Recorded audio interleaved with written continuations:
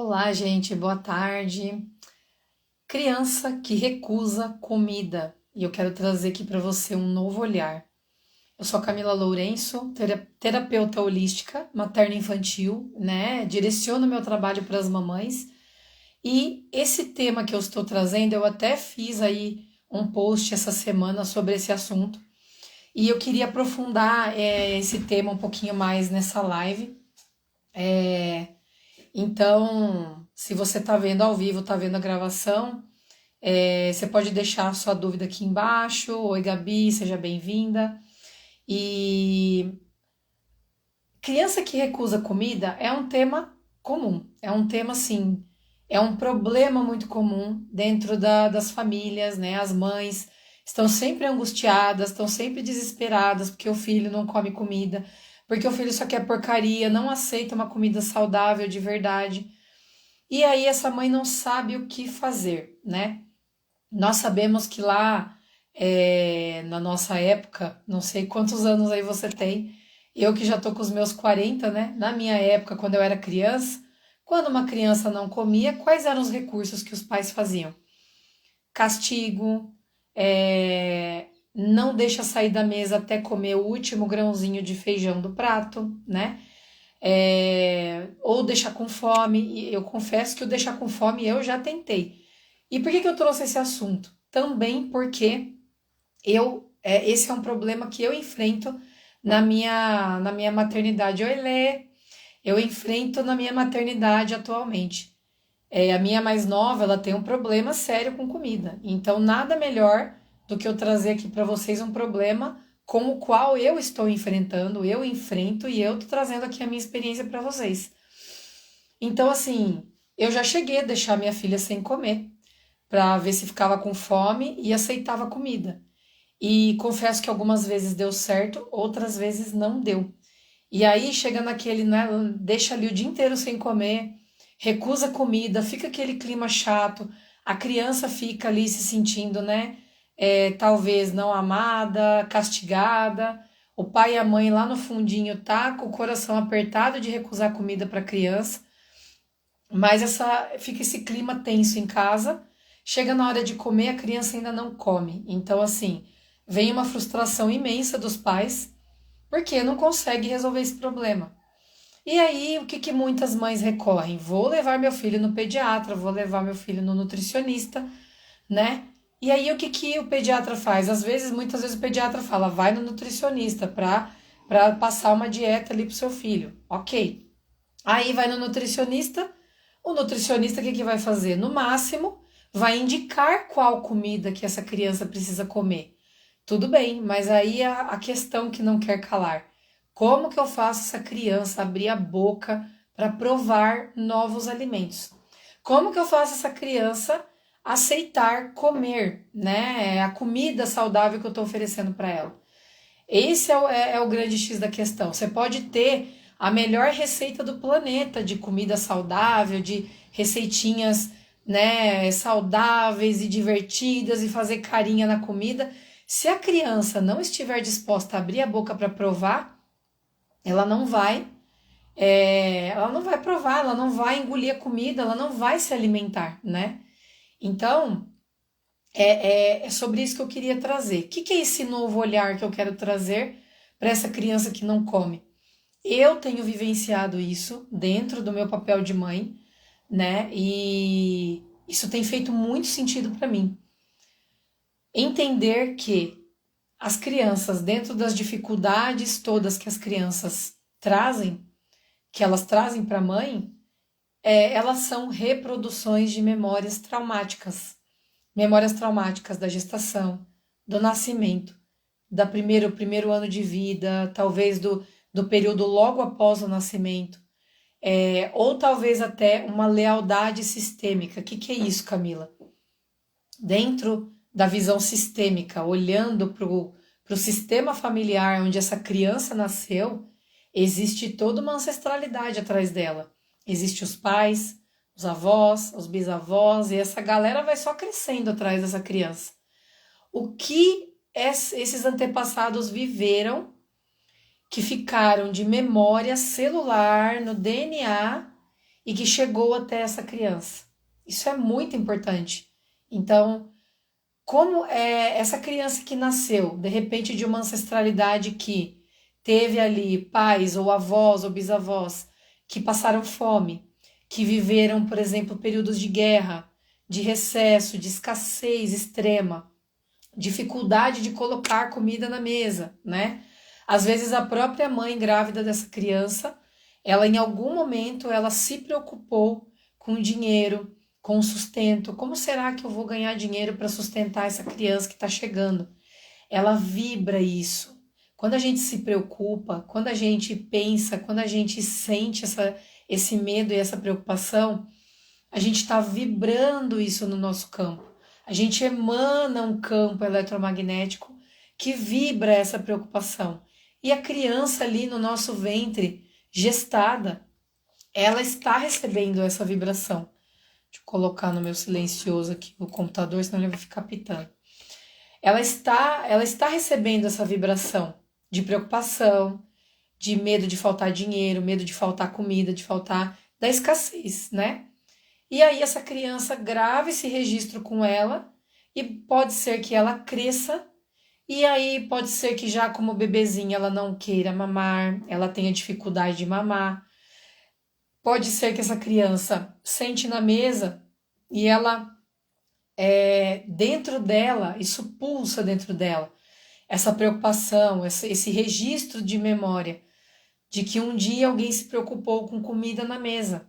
Então a criança pode escolher não comer, porque assim eu estarei ajudando a minha mãe. É um raciocínio não muito lógico para nossa mente racional, mas é assim que muitas crianças, muitas pessoas criam seus mecanismos para sobreviver a um registro traumático que ela recebeu na gestação, no nascimento, na infância ou até mesmo de antepassados, tá? Muitas vezes, crianças que vieram de um útero que já teve mortes de outros bebês naquele útero, quando aquela mãe perdeu bebês ou tirou bebês antes daquela criança. Quando a criança passa, cresce por aquele útero, ela entende, ela sabe, num campo que a gente não consegue compreender com o nosso pensamento racional, mas ela sabe que ali passaram irmãos meus que não puderam nascer. Então fica uma atmosfera de morte dentro desse útero, uma memória celular de morte, de perda, de tristeza. E aí a criança, muitas vezes, ela se liga com esses irmãos. É como se ela olhasse para trás e falasse: meu irmão não pôde estar aqui onde eu estou. Então, a gente chama isso de lealdade.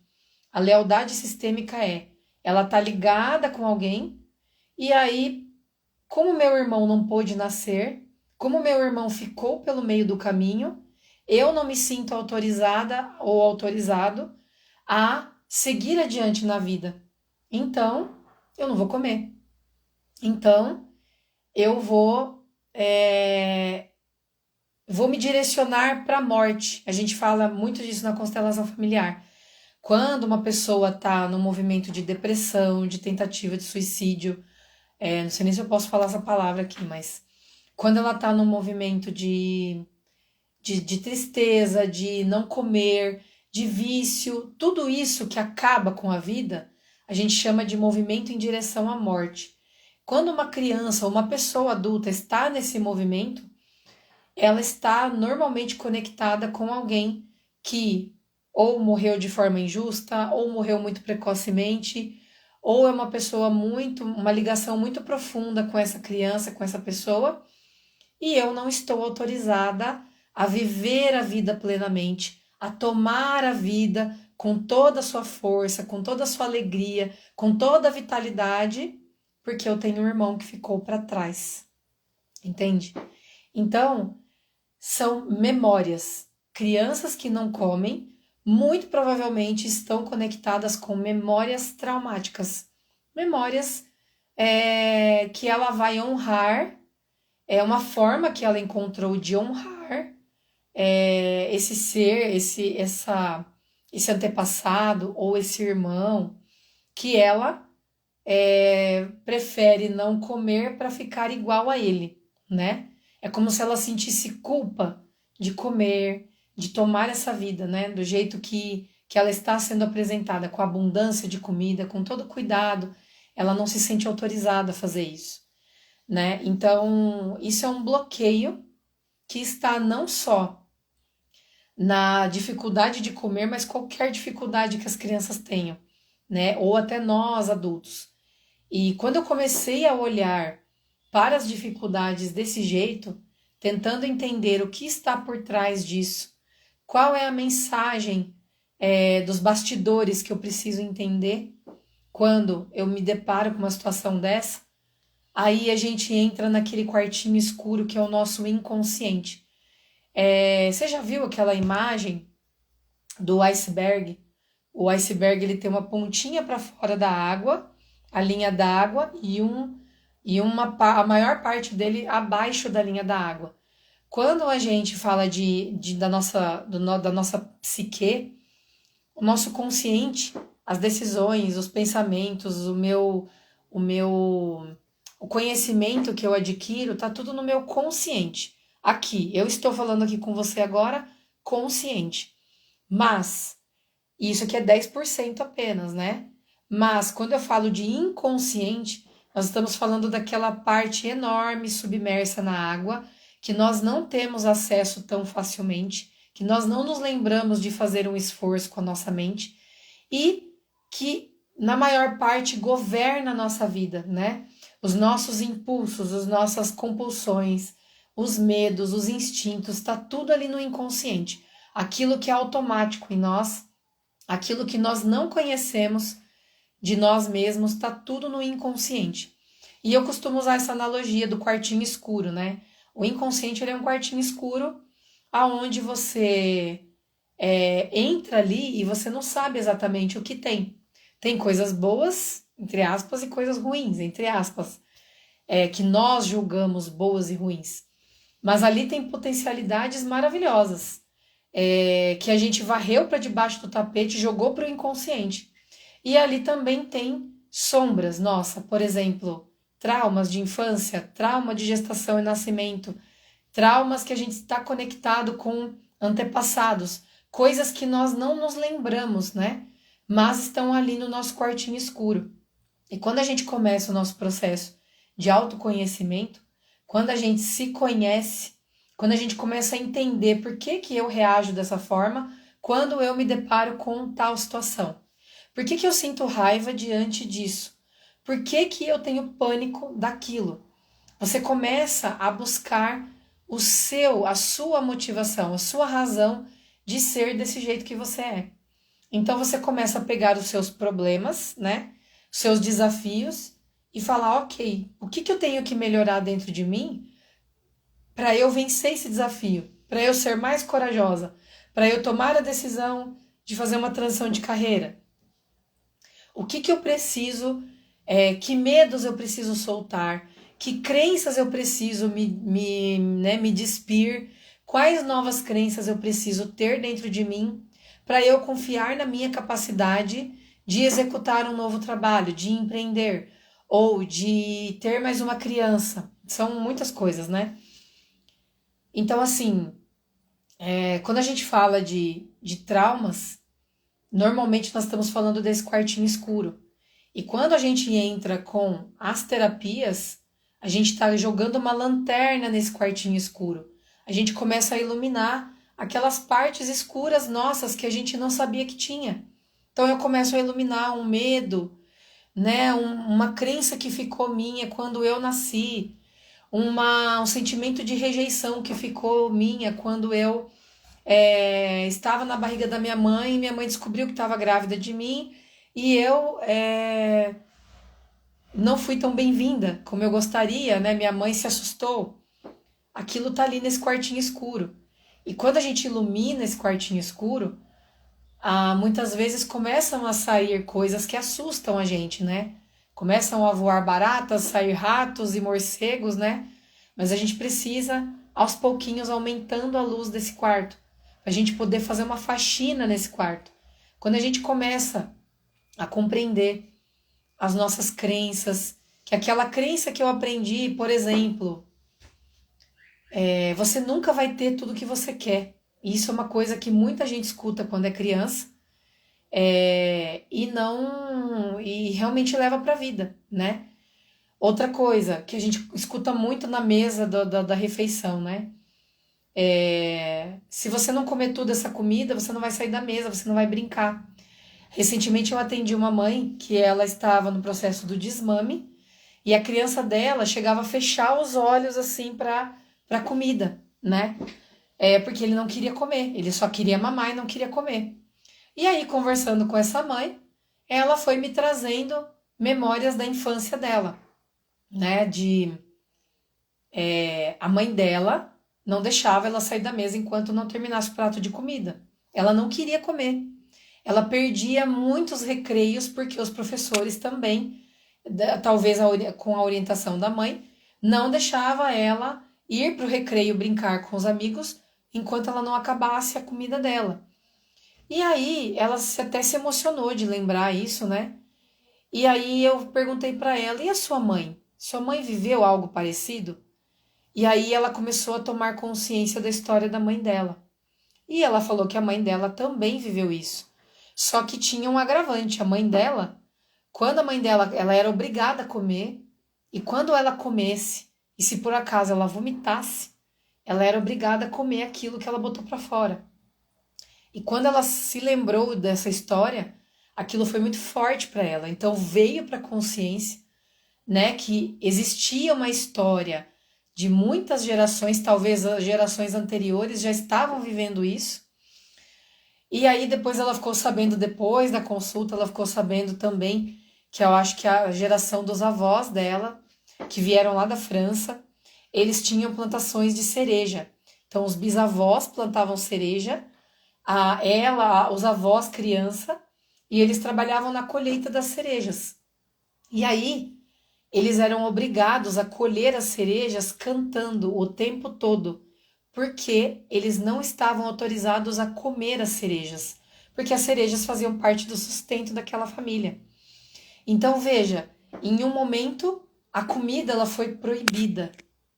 E aí chegou a próxima geração, aquela informação da comida proibida estava naquele campo daquela, né, daquele descendente, que aí falou: não vou comer. Só que aí era um outro contexto. E aí nesse contexto ela era obrigada a comer. Então, perceba como essa memória ela vai atravessando gerações e ela chega até nós, a gente não sabe de onde, a gente não sabe por quê, nem quem viveu tudo isso. Mas a gente sabe, mas está cada vez mais provado através de vivências mesmo.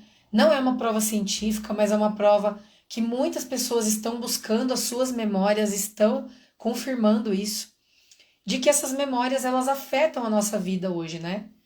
Então, uma coisa que afetou a minha vida aqui, né, com a minha pequena, é o fato de, quando eu mergulhei nessa questão da comida, dela não aceitar comida, e eu fui lá para a reprogramação de DNA, que eu falei nos stories aí uns dias anteriores a esse, foi um trabalho bem forte. E aí o tema que apareceu ali, né, para ser trabalhado foi abuso. Então, memórias de abuso estavam por trás, e ainda estão provavelmente, na questão da minha pequena não comer. Abuso é algo difícil de engolir, é indigesto, certo? Então as crianças muitas vezes conectadas com essas memórias, elas não querem comer. Aí assim, eu sei que é difícil de entender o que tem uma coisa a ver com a outra, Camila. A gente não tá, eu não estou aqui para explicar todos os detalhes, porque tem muito mais gente que estuda muito mais profundamente esse assunto e não sabe explicar tudo o que acontece, porque são muitas variáveis envolvidas, né? E aí, situações não digeridas como vergonhas, humilhação, abusos, violências, né? Tudo isso pode estar por trás dessas memórias de uma criança não querer comer. Memória de escassez, né? Como eu falei, aquela criança conectada com a escassez, ela vai fazer um movimento de economizar comida, ela não vai comer comida para os pais não terem que gastar e não terem e assim poder sobrar para todo mundo. É um pensamento, né, muito primitivo, muito é uma lógica que a gente não tá na nossa lógica, né? Hoje, como adultos, a gente fala, como é que uma criança pode pensar uma coisa dessa? Mas é um outro tipo de, de, de entendimento, digamos assim, tá? Eu já fiquei sabendo de um caso, não fui eu que atendi, de uma criança que ela não, ela tinha ânsia ao ingerir as comidas, né? E aí, o que que ela, a mãe, nas terapias, foi atrás da memória de saber o que que era que estava por trás. O médico, assim que essa criança nasceu, ele colocou uma gaze no dedo e foi limpar a boquinha do bebê, que ainda estava com toda a secreção do parto, e aí enfiou aquele dedo na boca do bebê. Provavelmente ele enfiou, né? A gente sabe que os profissionais da saúde deveriam ter mais delicadeza no trato com os bebês, né? E aí provavelmente foi um toque ríspido, um toque, né? Talvez esse dedo foi lá na garganta da criança e ficou uma memória ali no local da garganta daquela criança. Toda vez que ela mastigava e tentava engolir, ela não conseguia engolir. E aí ela não conseguia comer. E aí, quando foi vasculhar e investigar, era essa memória de assim de recém-nascido, né, que a gente fala do pós-parto imediato, que essa criança estava carregando. Então, aí, a partir do momento que você sabe qual foi o fato que originou esse trauma, a mãe vai lá e conversa com essa criança e vai fazendo ali tudo que for possível para dissolver essa memória traumática. E aí essa criança está liberada para comer. Não é um processo simples, né? Não é algo que você faz assim e o negócio resolve. Muitas vezes demora meses, demora muitas sessões de terapias para poder chegar nesse nível. Quando eu comecei a fazer isso com a minha caçula, ela estava muito pior. Ela tinha ânsia quando ela comia arroz. E aí hoje ela já está comendo arroz com feijão, ela não pede mais para amassar o feijão, ela come arroz com feijão, mas ela ainda tem dificuldade com algumas texturas, com fiapo, né? Com coisa muito dura, ela tem dificuldade. Mas nós já demos um passo. Então, assim, foram 4 sessões para a gente dar um passo pequeno. Então, o que que eu quero dizer? A terapia não vai fazer milagre em apenas uma sessão. Às vezes não é apenas um tipo de terapia que vai te ajudar, às vezes você precisa de uma terapia que vai tratar memórias, outra vai tratar a ancestralidade, como a constelação, a outra vai tratar a parte energética, a outra vai tratar a espiritualidade, enfim, são muitas abordagens que se complementam, né? Então, como que eu faço para saber qual é a memória entrando no quartinho escuro do inconsciente? Como que eu entro nesse quartinho escuro do inconsciente? Aí são as técnicas terapêuticas, que normalmente são as terapias que vão para o inconsciente. A hipnose, o Theta Healing, a constelação familiar. São muitas terapias que vão mexer no inconsciente, né? As psicoterapias, aquela terapia que é só a conversa, né? Vou lá, sento, converso. Aquilo é muito válido, porque quando a gente conversa, quando a gente fala, a gente se ouve falando, a gente se organiza na conversa e a gente tem condição de ajustar muita coisa.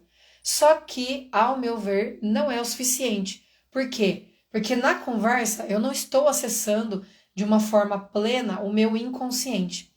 Então, muitas vezes, durante a conversa, sim, eu tenho lapsos, eu tenho ali acessos ao inconsciente. Mas quando eu faço uma terapia onde eu relaxo, fecho os olhos, interiorizo, né, onde acessa um campo mais amplo, esse inconsciente ele fica mais disponível para ser acessado, né? Então, isso é conhecer a origem do problema.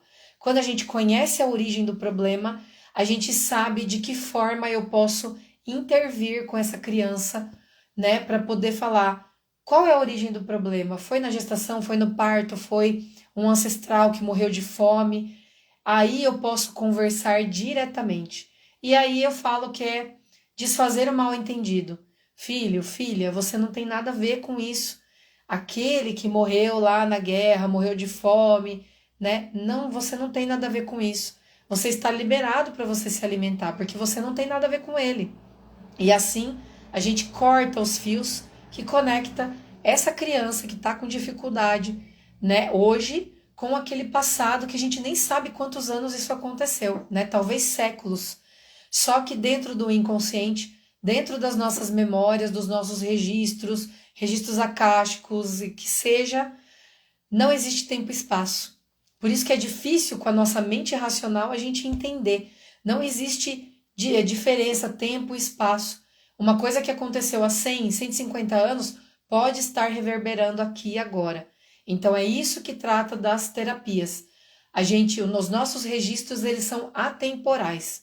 Por isso que a gente vai lá, revisita, reconhece, abraça, acolhe, dá um colinho e você integra isso, aquilo vai fazer parte de você.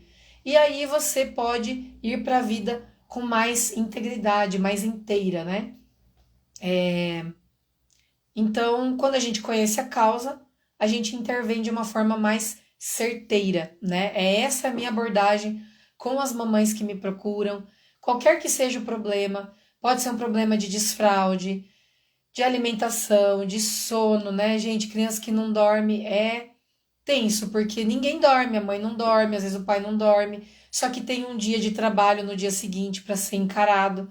Aí essa criança, né, ela fica cansada, ela fica irritada. Toda a parte hormonal, de desenvolvimento, de crescimento, vai ficar comprometido. E aí isso vai virando uma bola de neve. Então, quando a gente eu não sei, pra mim, eu cheguei a constelar o sono da minha filha, porque pra mim o sono era uma coisa que estava me deixando irritada. Então, o fato de ficar sem dormir à noite estava dando assim, virando uma bola de neve no meu dia. Eu ficava irritada, eu não produzia, eu descontava nelas, eu me sentia culpada e aquilo vai deixando a gente desesperado. Então, qualquer que seja o seu problema, e aqui nesse caso eu estou trazendo criança que não come, né? Então, se você se preocupa com a saúde da sua criança, quer que ela coma melhor, é preciso entender se existe uma mensagem emocional ali, uma mensagem mais profunda que está precisando ser vista, entendida por você, pai e mãe. Na maioria das vezes tem, na maioria das vezes tem um trauma sendo reproduzido. E a criança ela faz isso por amor. Por amor a quem? Por amor ao pai e à mãe, por amor à família de onde ela veio, em honra a essa família. Então, uma forma da gente trazer, resolver um problema, é a gente abrir, lembra que eu falei lá, abrir o quartinho do inconsciente? A gente abre o quartinho do inconsciente e a gente joga uma luz ali, ilumina com uma lanterna e a gente vai olhar aonde precisa ser aquela dor que está ali pulsando dentro daquele quarto, porque a gente acha que ignorar as nossas dores vai fazer resolver. Isso não é verdade. Quando a gente ignora as nossas dores, a gente está enterrando, colocando concreto em cima delas, só que elas estão ali bem engavetadas, mas elas estão ali, ó, pulsando, pulsando, pulsando, e ela vai, para quem acredita na lei de atração, a gente está pulsando escassez, pulsando medo, pulsando raiva, pulsando mágoa, pulsando culpa, e tá ali pulsando, pulsando. O que eu vou atrair para minha vida? Situações que me façam enxergar essa dor dentro de mim. Então eu vou ter uma criança que não vai comer. E aí o que eu vou ter que fazer? Olhar profundamente para esse não comer da minha criança até eu entender o que está acontecendo com ela, comigo, né? Normalmente a mãe, ela tá muito conectada, a criança normalmente ela traz muitas vezes questões que pertencem à mãe, que também foi o meu caso. A minha filha estava trazendo uma questão de uma situação que eu vivia na refeição, na mesa, aonde eu era ameaçada pelo meu pai. Às vezes aconteceu alguma coisa ali na mesa de refeição e o meu pai me ameaçava de bater em mim. E aí a comida, a partir daquele momento, ela não descia, ela ficava indigesta, porque eu sabia que eu ia apanhar. Então, essa memória de estar sentada na mesa, diante de um prato, alguém me obrigando a comer, e eu olhando para a comida, olhando para o meu pai, olhando para a comida, olhando para o meu pai, e agora como que eu saio dessa situação? Isso é uma memória que eu estava guardando dentro de mim. Tanto é que na terapia, quando eu relembrei essa memória, eu comecei a chorar. E eu já contei várias vezes essas histórias. Para muitas pessoas, isso nunca me incomodou. Mas ali no contexto da terapia, quando eu trouxe essa memória, eu comecei a chorar. Falei, é isso. Ela está reproduzindo uma memória que eu vivia na minha infância, que não deixa de ser um abuso. Quando a gente fala de abuso, a gente acha que abuso é só o abuso sexual ou só abuso de violência extrema. Mas quando você obriga alguém a fazer uma coisa que ela não quer, é um abuso. Quando a gente obriga uma criança a comer um prato que ela não quer comer, forçando ela a comer, é um abuso. Então, quando a gente começa a ter essa dimensão de abuso, a gente começa a entender o quanto nós somos abusivos com as nossas crianças ainda, de uma forma inconsciente. Lógico, a gente não faz por querer. E aí eu entendi que ela estava comunicando isso para mim. É como se ela falasse assim, mãe, essa dor sua precisa ser curada. Essa dor sua precisa ser cuidada. Vamos cuidar disso? Eu tô aqui para te sinalizar. É essa a informação. É essa a linguagem da criança, né? Essa é a comunicação que a criança traz para nós. Então, isso foi assim. Talvez eu não resolvi completamente ainda a questão com a minha filha. Porém, saber disso já me fez ter mais paciência no momento da comida. Um pouquinho mais de paciência na hora de conversar com ela. Me fez ser uma mãe um pouquinho mais flexível para dar opções, porque antes eu dava um prato de comida, eu falava só tem isso para comer e você vai comer isso. E aí, quando eu entendi que ela não estava fazendo aquilo para me magoar, que não era pessoal comigo, e que ela estava inclusive sinalizando em letras garrafais: mãe, essa dor é sua. Mãe, você precisa olhar para isso. A tua criança aí dentro precisa olhar para isso. Aí eu entendi. E aí eu consegui ser mais paciente. Consigo dar mais opções para ela na mesa da refeição.